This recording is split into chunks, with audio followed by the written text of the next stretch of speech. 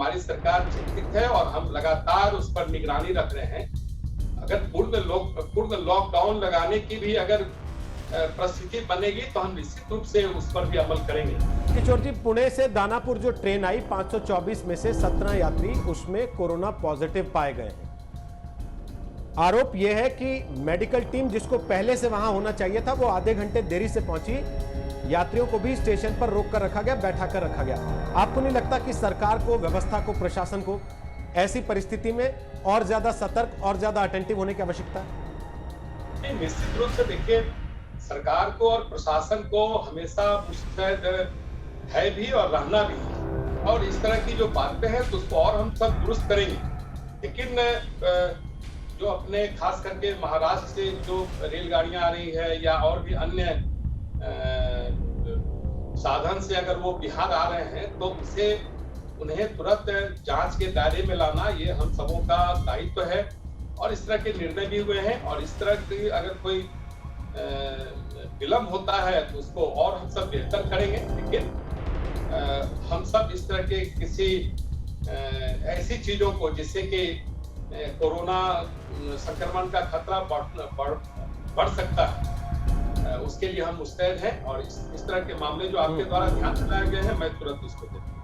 सबसे पहला सवाल तो मेरा सीधे सीधे तौर पर यही कि बिहार में एक बार फिर से इस चीज को लेकर बड़ी चिंता है।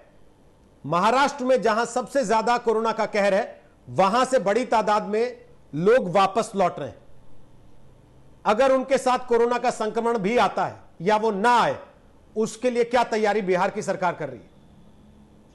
देखिए, महाराष्ट्र से अगर अपने कोई बिहार के लोग अपने राज्य आ रहे हैं तो उनकी पूरी जांच हम सब करवाने की व्यवस्था हमने की है। और जो पॉजिटिव पाए जाएंगे उन्हें हम सब आइसोलेट भी करेंगे, उन्हें क्वारंटाइन भी करेंगे। इसके लिए अनुमंडल स्तर पर क्वारंटाइन सेंटर की व्यवस्था हम सब करने जा रहे हैं। और आपने देखा भी होगा कि वो जो प्रथम चरण में जो कोरोना का प्रभाव था, उस समय भी हमारी सरकार ने अग्रिम तैयारी की थी। और इस बार भी जो आपदा के समूह की जो बैठक हुई है उसमें कई महत्वपूर्ण निर्णय लिए गए हैं।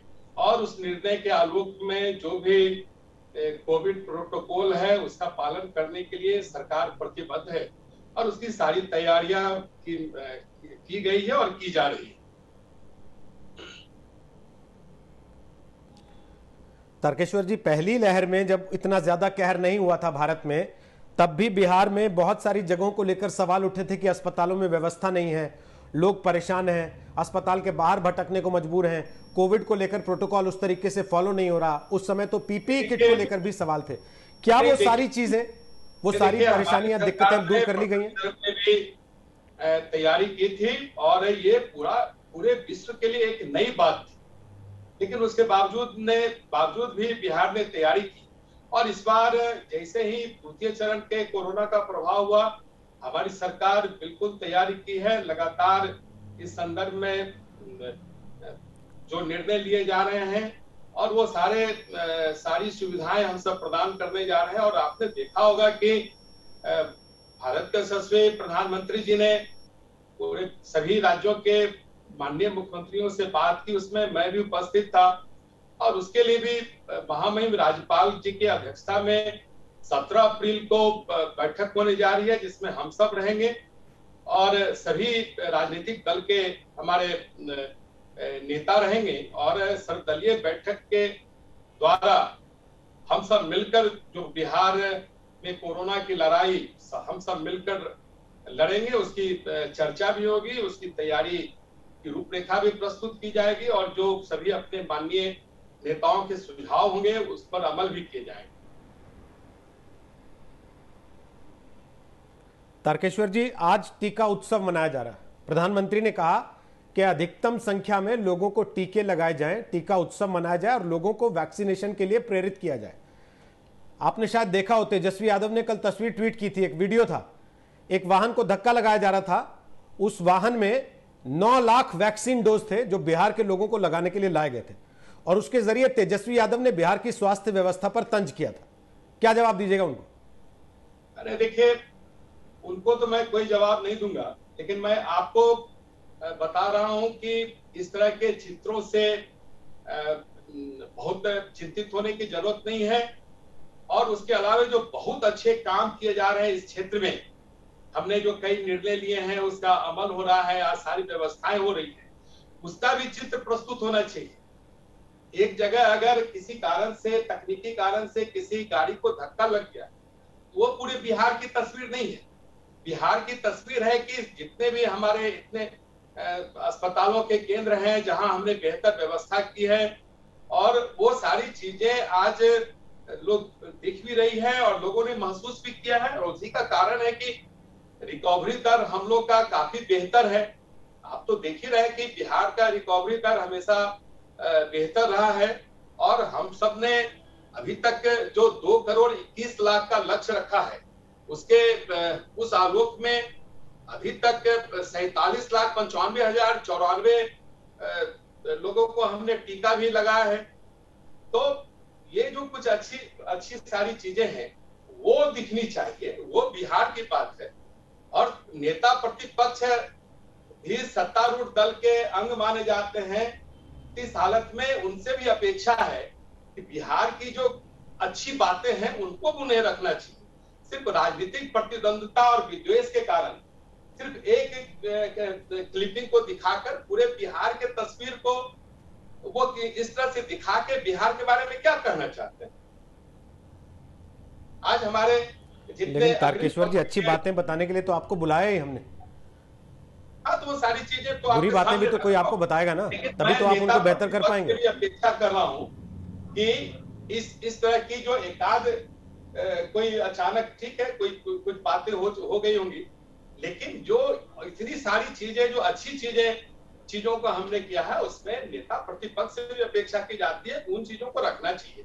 सरकार सरकार होती है, वो कोई दल नहीं होता है। सरकार राज्य की सरकार होती है, और सरकार के द्वारा जो अच्छे काम किए जा रहे हैं वो सभी को मिलकर रखना चाहिए। और आज प्रधानमंत्री जी के आह्वान पर 17 अप्रैल को हम सबों ने तुरंत महामहिम राज्यपाल जी से मिलकर बैठक की सारी रूपरेखा तय की, और हमारे प्रधानमंत्री ने महामहिम राज्यपाल जी की अध्यक्षता में सारे राजनीतिक दलों के प्रतिनिधियों से के साथ बैठक करके इसे एक सर्वस्पर्शी और सबों का सहयोग लेकर इस लड़ाई को लड़ने के लिए जो आह्वान, और उसकी उन्हीं के, हम सब आज एनडीए की सरकार है, हमारे वो नेता है, तो कहीं न कहीं विपक्ष के नेताओं का सहयोग से इन सारी चीजों को एक अच्छे अंजाम तक पहुंचाने का भी जो आह्वान है, उसको भी उस परिप्रेक्ष्य में देखा जाना चाहिए। छत्तीसगढ़ के कुछ शहरों में पूर्णतः लॉकडाउन कर देना पड़ा है।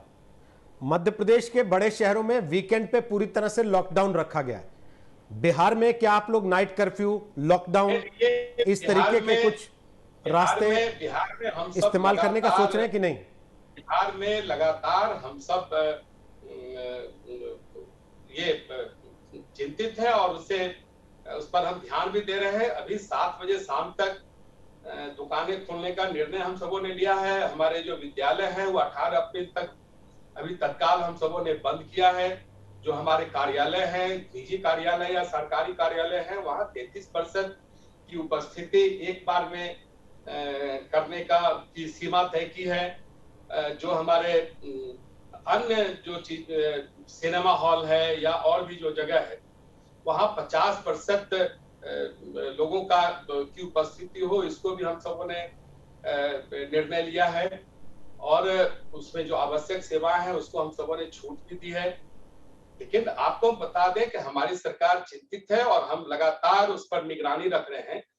अगर पूर्ण लॉकडाउन लगाने की भी अगर परिस्थिति बनेगी तो हम निश्चित रूप से उस पर भी अमल करेंगे, क्योंकि बिहार में जो ये मानव संसाधन है, ये हमारे लिए सबसे बड़ा महत्वपूर्ण है।